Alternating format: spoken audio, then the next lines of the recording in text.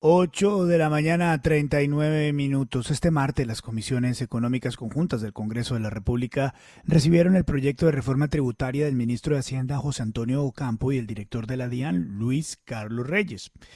En esa iniciativa estuvo como receptor y como persona que pregunta el senador Miguel Uribe Turbay del Centro Democrático, quien en su intervención hizo una pregunta clave, y es: ¿para qué necesitan tanta plata?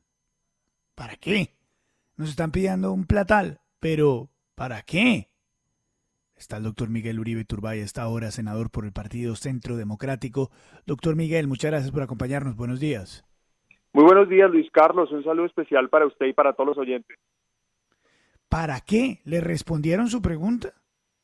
No, Luis Carlos, desafortunadamente es evidente que 2 semanas después de haber radicado la reforma tributaria, el gobierno todavía no sabe para qué quiere la plata que pretende recaudar y por qué entonces se justifica este esfuerzo tributario que afectará sin distinción alguna a todos los colombianos. Es una irresponsabilidad lo que está proponiendo el gobierno, es una improvisación absoluta. Recordemos que Gustavo Petro anunció una reforma de 70 billones, después bajó a 50 billones, presentó en en el Congreso una de 25 billones, y todavía no saben bien para qué utilizar estos recursos. Quiero hacer dos aclaraciones. La primera, esta es una de las reformas tributarias probablemente más alta de la historia, es decir, estamos hablando de verdad de un esfuerzo gigantesco de recaudo, y lo segundo, es la primera reforma tributaria que se presenta sin haber sido anticipada por un presupuesto y un plan de desarrollo, es decir, hoy no conocemos ni siquiera las prioridades del gobierno y nos están pidiendo recaudar 25 billones, y lo peor aún, han propuesto un mensaje de urgencia que habían dicho que no iban a utilizar. Y la pregunta es: ¿por qué correr? ¿Cuál es el afán de evadir o evitar el debate? ¿Cuál es la necesidad, si tenemos 20 semanas para discutir esta reforma, sacarla en 6 semanas? Es decir, este debate está siendo atropellado y déjeme decirle, Luis Carlos, caímos en la trampa. Nos dedicamos a debatir los artículos, nos dedicamos a debatir los impactos que a propósito son nefastos, como usted bien lo ha oído, y como ya empieza a haber un consenso no solo en el sector productivo, sino también dentro de los ciudadanos de a pie que van a ser golpeados. Y no debatimos, por el contrario, la necesidad de la reforma. Hoy esa reforma no se necesita. Y termino con esto.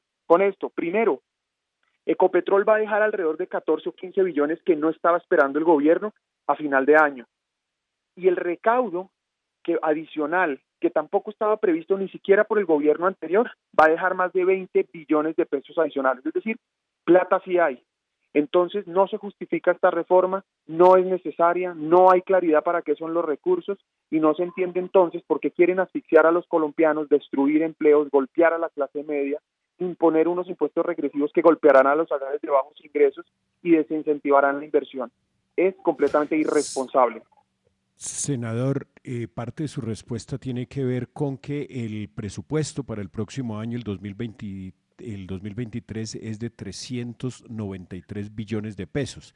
El gobierno ha previsto subirlo a 410 billones de pesos como mínimo.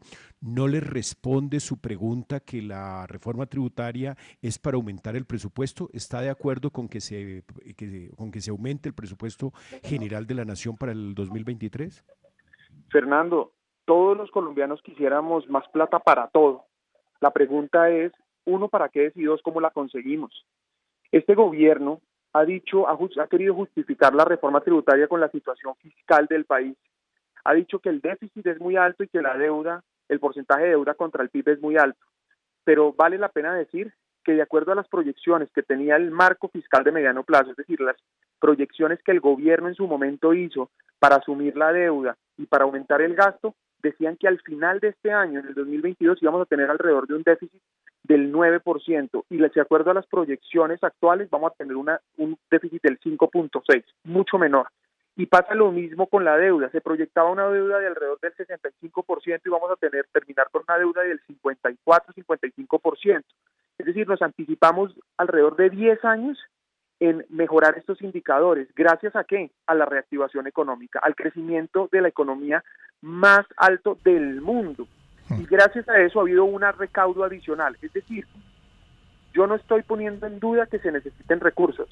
Yo lo que estoy diciendo es que este gobierno está utilizando argumentos para justificar la reforma que no son oportunos y que realmente no responden a la verdad. Entonces, por una parte, no estamos ni tan mal en la situación fiscal, pero además dicen, de la plata que van a recaudar, nos han dicho que no van a ponerle un solo peso a los compromisos fiscales. Y por el otro lado nos dicen que quieren aumentar el gasto social. Y ayer ya el ministro dijo, en público, primero, no solamente es para el gasto social, sino también para el gasto ambiental. Pero además dice, solo hasta la próxima semana vamos a recoger prioridades de los ministerios. Eso es evidentemente irresponsable. Senador, con los buenos días le saluda William Calderón. Dice usted que esta reforma es prácticamente innecesaria. Si la izquierda, la primera línea y los sectores de oposición prácticamente quemaron medio país en abril del año pasado cuando se intentó sacar adelante otra reforma, la del gobierno del expresidente Iván Duque, ¿podría pasar lo mismo en este caso si esta plata, como bien dice usted, no se necesita? Mire, en primer lugar, desafortunadamente, pues quienes casi incendian el país o lo incendiaron, hoy están gobernando, es decir, están ocupados. Y entonces hoy quienes estamos planteando estas preocupaciones son básicamente los empresarios, los pequeños tenderos, los comerciantes, los que están preocupados y primero no tienen tiempo de ir a las calles porque tienen que trabajar y lo segundo porque no estamos acostumbrados a utilizar vías de hecho para existir o reivindicar derechos, todo lo contrario. Hemos empezado a generar esta discusión de manera transparente, legal, dentro del Estado de Derecho, para decirle al gobierno, ojo con el impacto. Mire, yo me he reunido con muchos gremios, hemos oído las conferencias públicas en diferentes congresos, y ya empieza a haber un consenso claro, de que puede haber por lo menos la afectación de poner en riesgo más de 2 millones de empleos. Es evidente que Colombia va a perder competitividad, es evidente que se va a expulsar la inversión extranjera, pero además que los empresarios nacionales van a buscar alternativas para irse del país y seguir prestando sus servicios o produciendo sus bienes en Colombia, es decir, conservar el mercado sin tener presencia en Colombia. Entonces, eso al final lo que va a generar es un impacto gigantesco y probablemente no hemos sido tan efectivos para transmitir el mensaje, pero el golpe económico, el golpe en materia de empleo, de consumo, de inversión y ojo a esto, de ahorro a los colombianos va a ser enorme. Una familia, una persona que me esté oyendo hoy, con el ingreso que tenga, va a tener con esta reforma no va a tener ninguna capacidad de ahorro, se va a dedicar a subsistir y a pagar impuestos.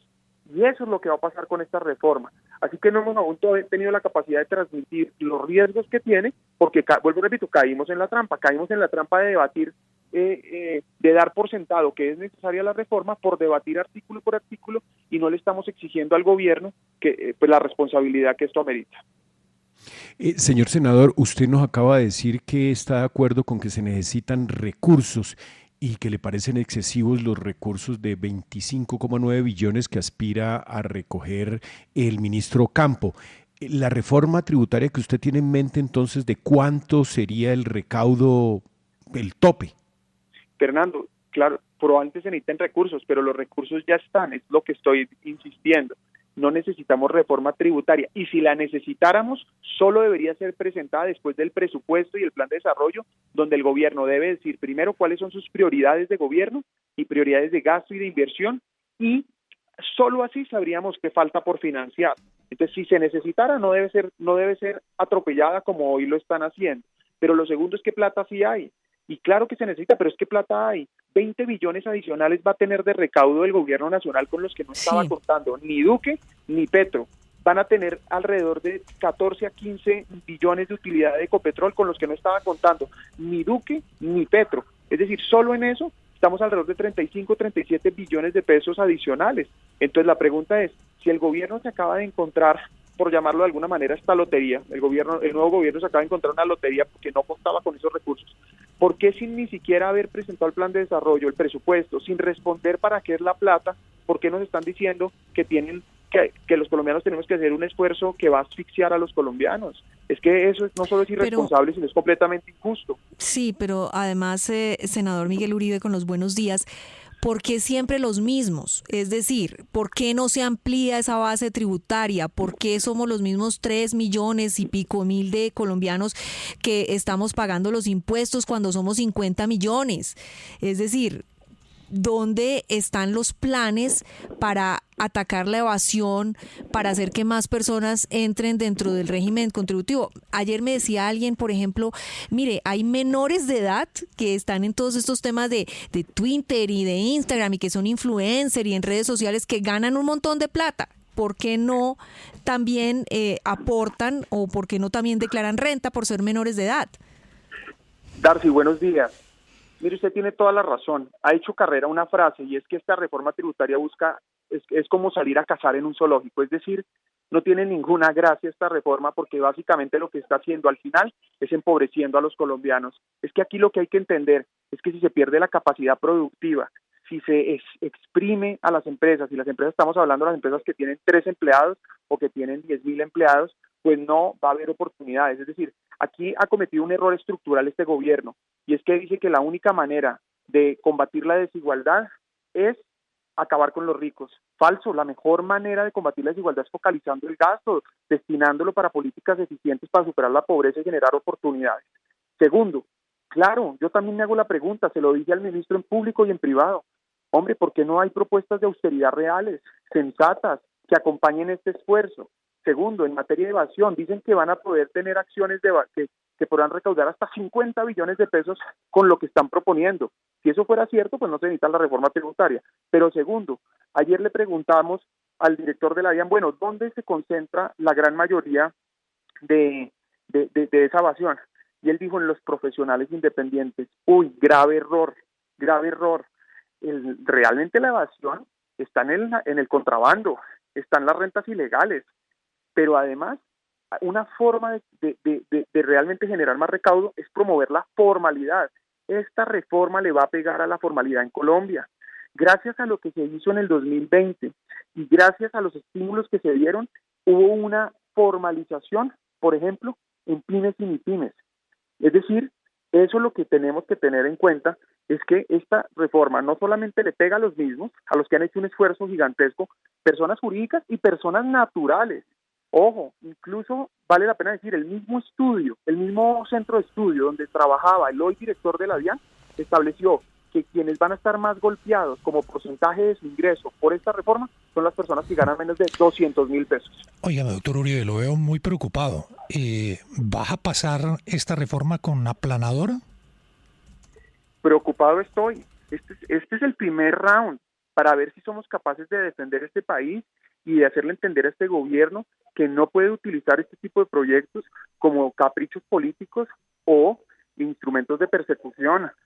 Vuelvo y repito, si esta reforma se aprueba, se van a poner en riesgo más de 2 millones de empleos. Se va a desincentivar la inversión. Tanto nacionales como extranjeros van a preferir otros países. Se va a golpear clase media, se va a empobrecer a los pensionados y se le va a sacar la plata a las personas de menores ingresos.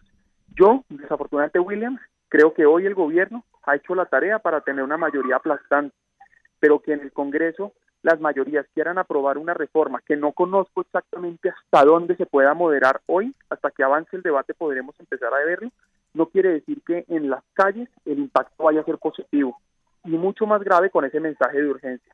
Yo creo que aquí deberíamos decirle al gobierno, primero, presente una reforma tributaria si fuera necesaria, contemplando el recaudo adicional, las utilidades adicionales de Ecopetrol que usted no tenía en mente, y solo después de un presupuesto y plan de desarrollo. Eso debería ser lo justo, lo responsable.